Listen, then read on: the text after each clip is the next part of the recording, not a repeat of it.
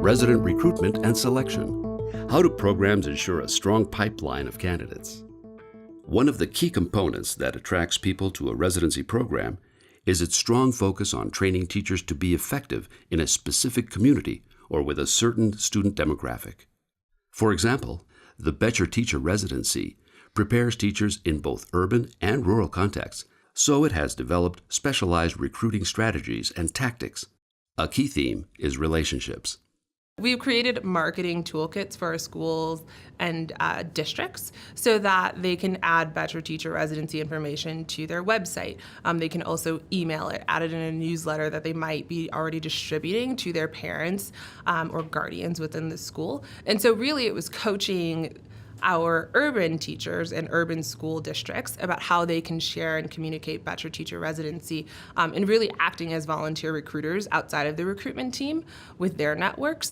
One way that we've been successful in finding candidates for teaching positions has been in building relationships with service organizations throughout the state. I'm speaking specifically of programs that work in school sites that have AmeriCorps partnerships. So in the Denver metro area, there are large organizations such as City Year and such as Playworks, where we've developed relationships with those local offices. When working in rural areas, it's important to get to know people in the community who can help you identify potential candidates for your residency program.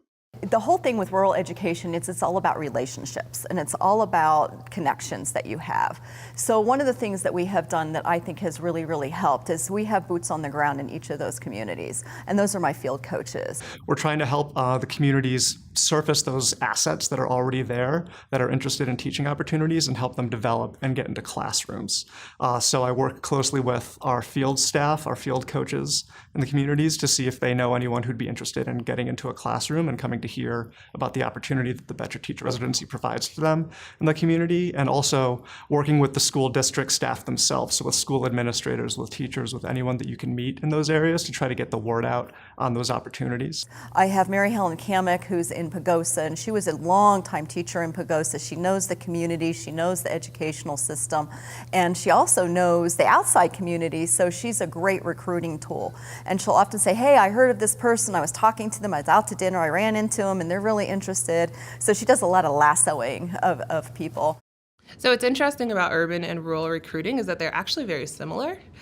So one thing that I recognized, I had the ability to work a lot in our San Luis Valley region, and I realized the opportunities that we built with relationship building that kind of just has to take place in rural communities because they're so much smaller. So you kind of get to know the person at the local coffee shop, or you get to know people that are on those campuses that are within that small community or within those schools, secretaries. We realized that that was something that we could actually probably take to the urban area as well. And so we ended up adapting some of our urban recruiting practices so that we were thinking more grassroots-like. So it really, to me, is all about relationships. It's finding the right people who can work with administration, work with the community, work with the teachers, and it certainly helps with mentor identification because they know the educational community of each of the schools. So I think for us, at the core of our recruiting is that high touch, like personal touch that we give our candidates, right? And so that's something that we don't ever want to lose. And so yes, there may be certain structures that we need to put in place to make sure that it's feasible capacity-wise for our recruiters.